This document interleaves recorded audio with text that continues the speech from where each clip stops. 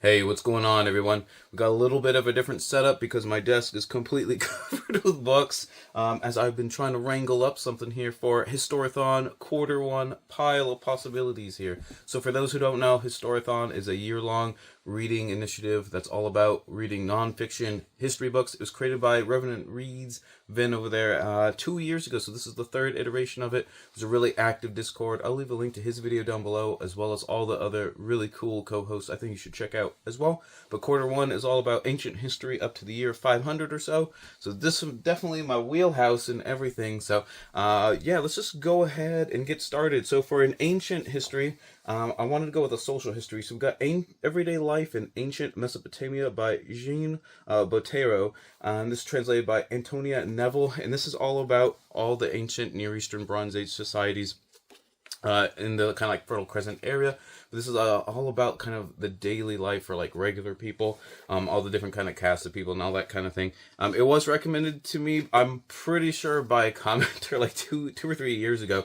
So I picked up 2 of them. There's another one up there, but I figured, might as well read the one that was commented and recommended to me, since I always ask for recommendations anyways.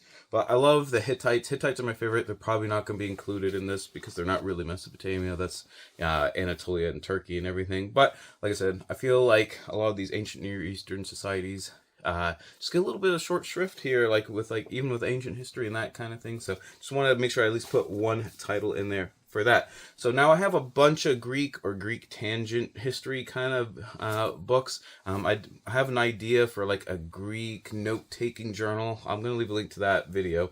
It's hard to explain. I tried to do it in that one, where it's all just about like kind of Greek intellectual history and thought and culture and stuff. And these are all books that would fit into that kind of category, but they're also kind of history or mostly history like this one.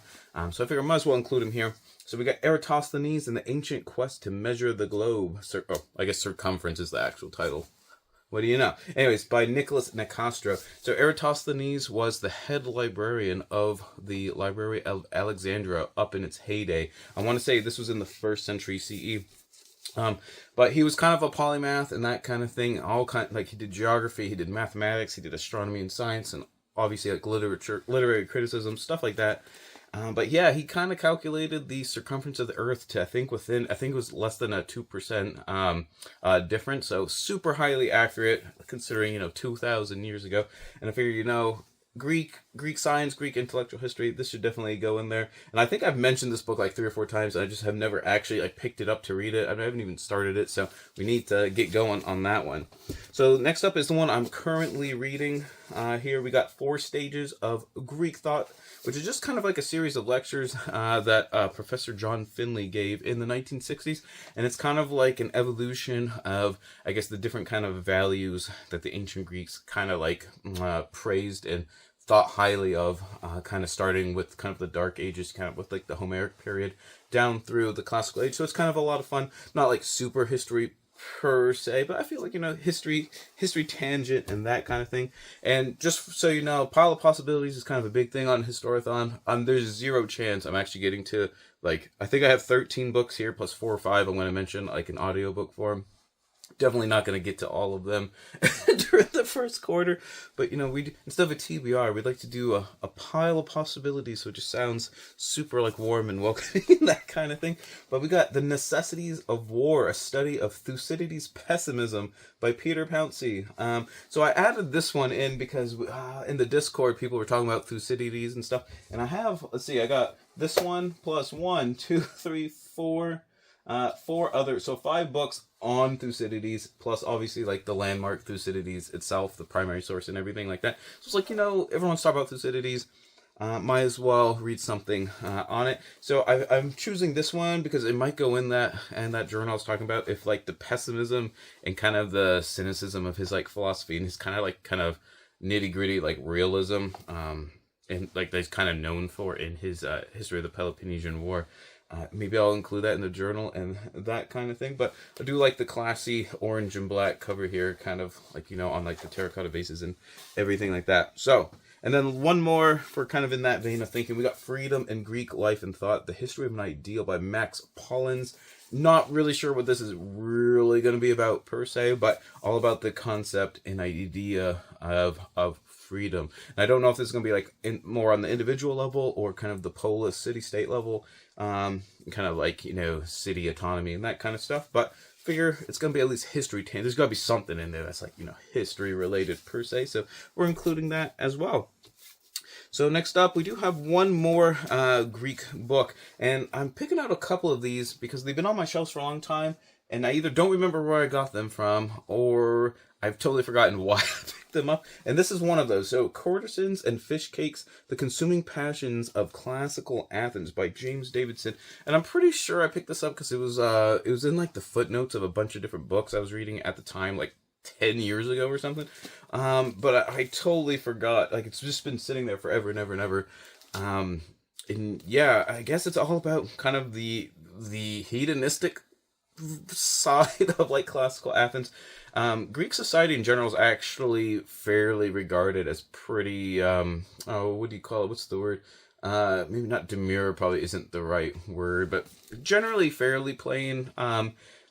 Just like, I know there's like quotes, I'm trying to think, I can't remember where it's from, but there's like some quotes from the classical period where they were talking about how even like in Athens, like even like the well-to-do like dressed just like poor people, basically. Like not a lot of people like cared about that kind of stuff. But this book is kind of like nah, that's taken a little bit too far. There's definitely a lot of extravagance going on, at least in Athens. So I guess that's what this one is about. So we shall see. Okay, so now we got a couple more. Let's just pick out. I got a bunch of Roman stuff. I guess it's not purely just Roman things. So I got 3 of these like old like university monographs on a couple of different topics that I plan on reading here. The first one here is Roman Farming, and this is by Katie White. And I have 3 gardens usually that I work in. Well, I say that. I usually have 2, and then last year we made a 3rd one just for fun, for like a perennial bed. But yeah, I don't know. So I'm kind of starting to get interested in like the history of gardening and history of farming and that. And I live in like the middle of like farm country too. Like there's a potato field like 3 houses down the road and everything like that. But anyways, like I said, just something I want to kind of like learn more about how it like actually really worked in the ancient world. And I assume it's going to start with kind of like the small like land holdings, and it's going to kind of work its way up to like the giant latifundia, which were kind of almost like roughly equivalent to like plantations in like the antebellum South, where it was like one person owning like a zillion slaves, and they were the ones that kind of worked it. But there's a lot of history in the sense of, I guess, how do I word that? Basically the transition from those stages, because when Rome was kind of conquering the Mediterranean world, there was a lot of unrest because a lot of the men, when they would go off and fight and stuff, they would come back, and their lands and farms and stuff had to be sold off because the family back home couldn't like keep it up and that kind of thing. And then you ended up with the whole like social unrest, and then kind of the Gracchi brothers trying to do like the social reforms, and that's kind of like the beginning of like the thunderclap towards the beginning of like the end of the Republic and stuff like that. Next up, we have food in antiquity, which is apparently the ancient world and the classical world, and it's just all about like animal husbandry and like livestock and fishing and gardening and farming and like what people ate for cereals. And it sounds kind of boring, but I love social history, so I just thought it was really cool. And then the last one here is Craftsmen in Greek and Roman Society, and this one's by Alison Burford, which I'm hoping is just what it says on the tin here. It's just because the chapters are artists and craftsmen at work, craftsmen and their patrons, out of working hours, concepts of nature of craftsmanship. So it's kind of got like some of the theory and idealism in there too, but there's a lot of I flipped through, there's a lot of sections literally on like how potters or smiths or whatever did their thing in the classical world. So I think that's really cool. So kind of like in that vein, if you want to check out some stuff, craftsmen and everything, I do have a woodworking shop where I sell some different signs and things like that, if you like the Love of Fate, Memento Mori, all that kind of stuff. I got all kinds of things. Do custom work. Figured that was that a good transition? I don't know. But I feel like this is a good time to do some of the audiobooks as well. So one of the events that I want to do in 2025, I don't know if I'm going to officially go gung-ho and do the whole thing, but Robert G is doing a reading event where we try to read biographies of all the Roman emperors and that kind of stuff, at least through Augustus, through the Severan dynasty, so the first 220 years or so. But yeah, there's a few biographies that I either plan on picking up or already have on audiobook form. I have a few actual ones right here. So let me know if you'd want me to do a video on just like Roman emperors, on like either books I've already read, or like maybe what I might read if I were to like read a book on like a certain Roman emperor that I haven't yet. Stuff like that. Leave a comment down below. And also who your favorite Roman emperor is if you have one. But let's just see if I can remember off the top of my head. There's Julian the Apostate, which is probably the one I want to most read. I want to say that was Philip Freeman who wrote that. Julian the Apostate, for those who don't know, and I think it was 361 when he took the throne. This is a little bit after the conversion of the empire towards Christianity and stuff. There had been like 3 or 4 or 5 Christian emperors. There was Constantine and then a couple more. And then Julian is kind of growing up, and the different like kind of Christian sects and all that kind of stuff. And then when he ascends the throne, he's just like, oh yeah, guys, I'm actually joking. I'm really like a pagan philosopher. And then he grows out the beard and everything. And everyone just kind of got like all like panicked out and everything. And then he tried to like kind of bring back, do a little pagan revival thing, which is why he's known as the Apostate. Fortunately, he was killed only like 2 years into his reign when he was fighting some wars with the not the Parthians, the Sassanids out east. So, who knows what might have happened if he had reigned for like 20 or 30 years. I'm not 100% sure. Let's see, what else do we got? There's Emperors of Rome by Mary Beard, which I think I feel like that should be like the inaugural one. That's kind of like she's probably the most prominent Roman historian like right now as far as like popular histories go. Maybe her and Adrian Goldsworthy if I had to guess. Let's see what else. There's Trajan. Who was that one by? I think it was Nicholas Jackson, I want to say. So Trajan is one of my favorites. He's probably the one who, if I remember correctly, under his rule, the Roman Empire was at its like literal largest extent, like at least like square mileage wise. And that kind of thing, and he was pretty well regarded as not being like, hedonistic, crazy like a lot of the other ones. Like for example, Antoninus Pius is like one of my favorite Roman emperors. No one knows about him. No one writes about him. If you've got any recommendations for Antoninus Pius, let me know because I would be very interested in reading that one. Let's see, I think there's a couple. Oh yeah, I'm doing for January. I do plan, since I already have it, I have Aurelian, Restorer of the World. This one is by John White, and this is during the crisis of the 3rd century when all hell was just breaking loose in the Roman Empire, and he kind of like tried to, as things were just kind of falling apart, he was the first one that kind of like recollected the pieces, at least temporarily, which at least had some, the empire kind of like at least coalesced back together instead of like fragmenting into like 10 pieces and stuff. And then there was one more. I'm pretty sure there was one more, but I'm probably just drawing a blank. Let's see, we did Trajan, Julian, Emperors. But another biography. He's not a Roman emperor, but it's Plato by Robin Waterfield. So I've been like I said, I've been trying to read more philosophy, all that kind of stuff. So I thought like kind of a biography of Plato. I'm not really sure how much of a biography it's going to be per se, though we do know a little bit more about Plato and stuff than a lot of other intellectuals and thinkers during the era. But like, for example, I'm hoping it kind of covers a lot of his like kind of political endeavors. He went to Syracuse twice to kind of be like a consultant basically, for the tyrants in Syracuse, and almost kind of got stuck there, in jail and imprisoned and everything like that. But so I'm hoping it kind of covers a lot of that kind of thing. Not 100% sure what it's going to really be about, but, that might be one I pick up as well. So now moving on to the rest of the physical copies that I got. So here's like another one. I can't remember really picking it up or why I picked it up or anything, but we got Aphrodite and the Rabbis, How the Jews Adapted Roman Culture to Create Judaism as We Know It by Burton Vysotsky, who is, I think, a prominent rabbi somewhere or other, if I remember correctly. I added this one to the pile because on the Discord, a lot of people were showing books on like Judaism and Christianity in the first like couple generations, and like kind of the historiography and blending and assimilation and all that kind of stuff with that. Whereas this one is sort of, I think the slant here is all the classical, especially Greek classical culture during the time period here of like, I think it's like 100 to 100 if you kind of cover like those couple like centuries there. How classical Greek civilization really helped shape like modern Judaism and that kind of thing, as opposed to like Old Testament Judaism. Not 100% sure, but like I said, that's kind of what I got out of it just by like flipping through the little dust jacket and everything. So apparently this must have been on sale somewhere.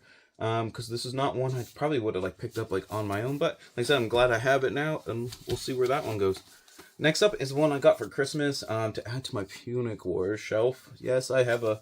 I think there's what? Well, let's count. 1, 2, 3, 4. Let's see. Count this one. 5, 6, 7, 8, 9, 10, 11, 12, 13, 14, 16 books specifically on the Punic Wars or people prominent during the Punic Wars. This one is Hannibal's Road by Mike Roberts. The Second Punic War in Italy, 213 to 203. So this is about the 10 years of essentially guerrilla warfare that Hannibal waged literally on the Italian peninsula. He had it's really 4 big battles that he won kind of in a row, but after Cannae, the Romans were kind of reeling and stuff, but they didn't surrender, and they kind of went back to the Fabian strategy of just like following and harassing without trying to engage very much with them. I think this is going to be like kind of a detailed history of like kind of that 10 years as the time wears on too. It's going to probably show how Italy became more, even though that's like, the central heartland, obviously, of like Rome and Latium and everything, how that became more of a sideshow to the rest of like the wider conflict, like for example in Spain and then onto like Africa and everything like that. So, but it's going to be kind of neat just kind of learning how he kind of followed like almost in his father Hamilcar's footsteps in Syracuse in the First Punic War, where he was never really defeated per se like in Syracuse, but the Carthaginians still lost and he had to surrender.